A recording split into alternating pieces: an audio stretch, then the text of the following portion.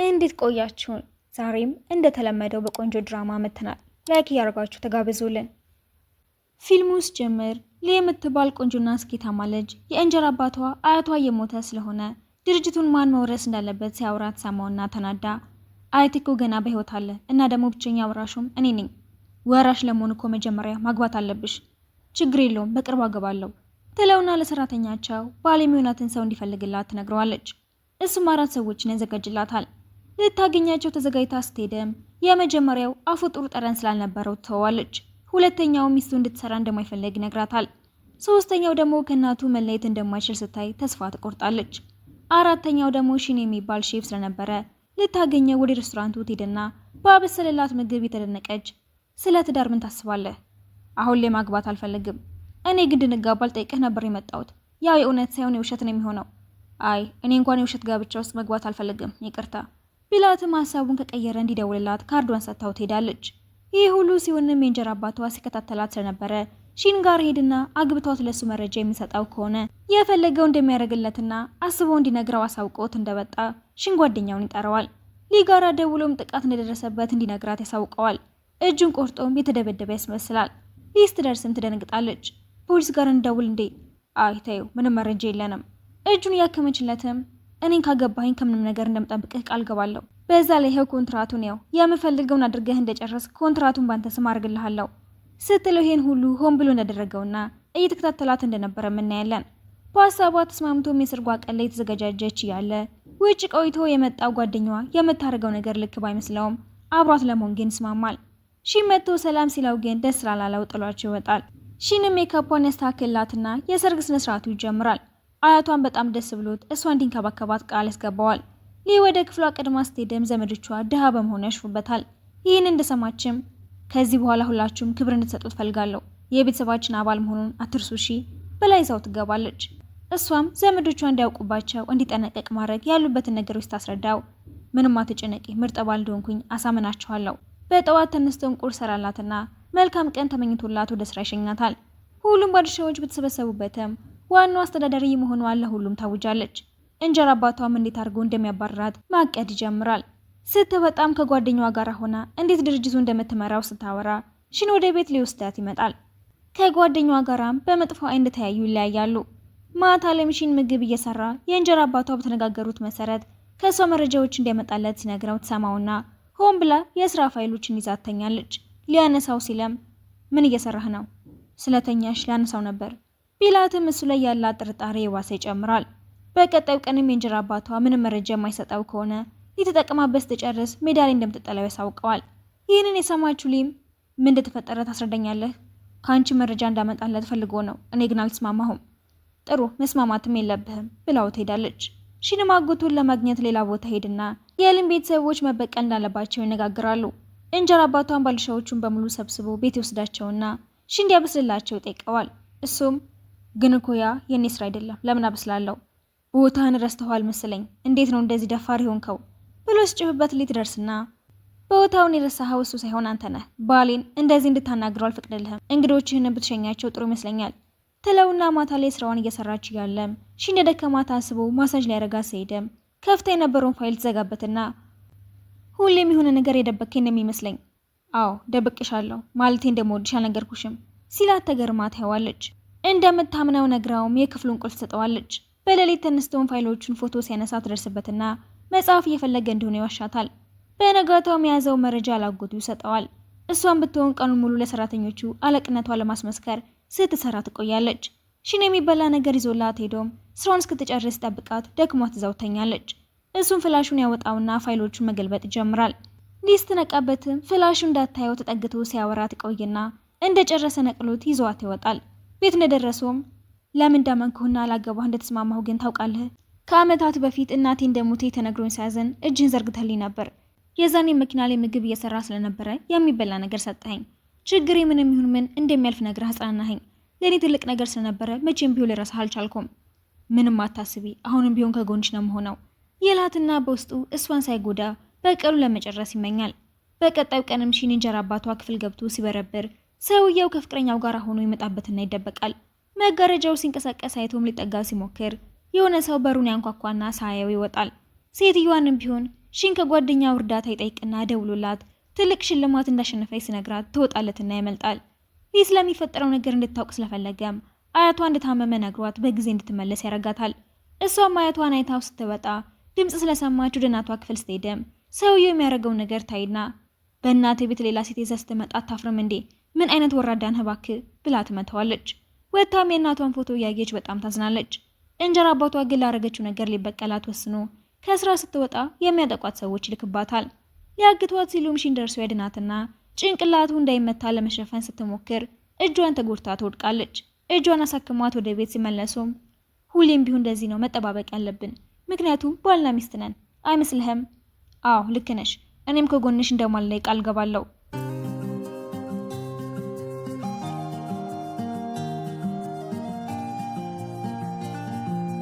በነጋታውም አያቷ ሁሌም ከልጅ ጎን ለመሆን ቃል ስለገባለት በጣም ደስ ብሎት ያመሰግነዋል።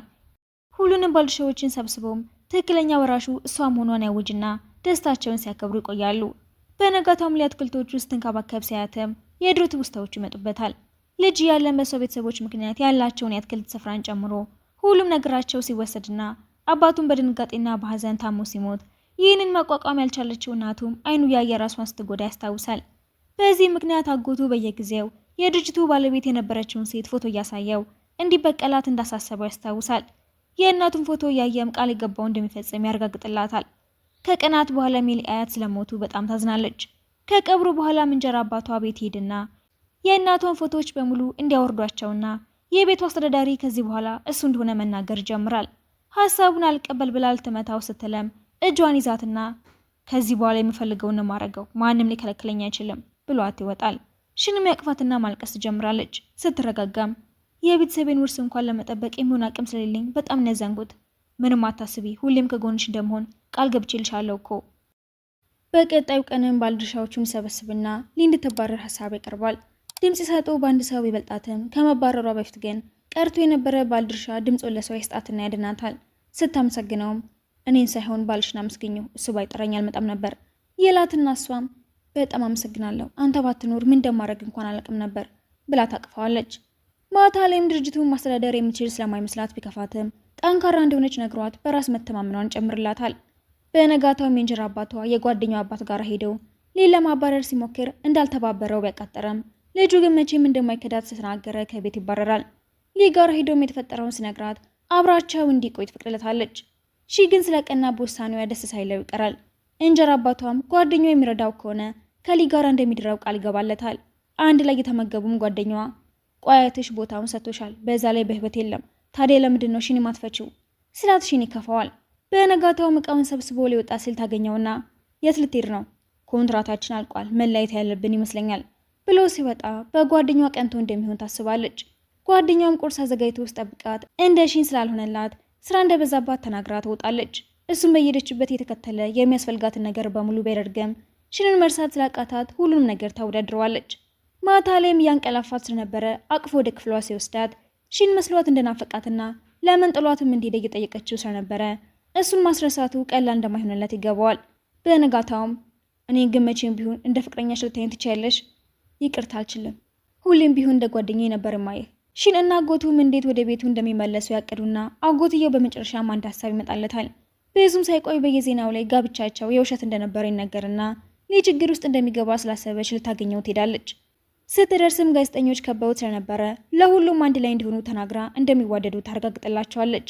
እነሱም አጎቱ ስላመጣቸው ብራቸውን ተቀብለው ሄዳሉ። ቤት ከተመለሱ በኋላ መፍረተ ቢሱ የእንጀራ አባቷ ፍቅረኛውን ቤት አምጥቶ አብራቸው እንደምትኖር ሲነግራት ብትናደድም ሺን አረጋግቶ አቅፏ ትሄዳል። በሌላ ቀንም ድርጅታቸው ውስጥ የምትሰራ ልጅ ቤት ትመጣና ሺንን ለማመለስ ስትሞክር ትኩረት ስላልሰጣት ተናዳ የሊን አትክልት ትጥልባታለች። ይህንን ያየችው ሊ ተናዳም ጸጉሯን እየጎተተች ክፍል ውስጥ አስገብታ ትመታታለች። እንጀራ አባቷም ከብዙ ልመና በኋላ በሩን ያስከፍታትና ይዘዋት ይወጣል። ሺንም እንጀራ አባቷ ስለ ልጅቷ የሚጨነቅበትን መንገድ ስታይ ምናልባት በድብቅ የወለዳት ልጁ እንደሆነ ትጠረጥረዋለች። ሺንም አጎቱ ጋር ያስተዋውቃትና ስራዋ ላይ ኢንቨስት እንዲያደርግ ተስማምተው ብትጠብቀውም ይቀርባትና የእንጀራ አባቷ ማሾፊያ ትሆናለች። ከዚህ በኋላ ድርጅቱን መምራት እንደማትችይ ያረጋግጠሻል፣ ለቀሽ ውጪ። ለምንድን ነው የምወጣው? እንዳንተ አይነቱ ከሃዲ ድርጅቱ እንዲወርስ ነው? ከእናት የደበካት ልጅ እንዳለህም ደርሼበታለሁ፣ እንዳጋለጥ ትፈልጋለህ ስትለው በመዋረዱ ልጅቷን በጥፊያ ጭሏት ይወጣል። ማታ ላይም ሊ ከስራ ሳትወጣ ሺ እንደታገተ የሚያሳይ ቪዲዮ ይደርሳታል። ይህንን ያደረጉትም የእንጀራ አባቷና ልጁ እንደሆኑ እናያለን። እሷም የተባለችበት ቦታ ደርሳ ፋይሎቿን ሰጣቸውና እሱን እስካልጎዱት ድረስ ስራዋንም ለመልቀቅ መስማማቷን ስትናገር የጠራቻቸው ሰዎች ድምጽ ስለሰሙ ሁለቱም ያመልጣሉ። ሰዎቹም ያድኗቸውና ይዘዋቸው ይወጣሉ።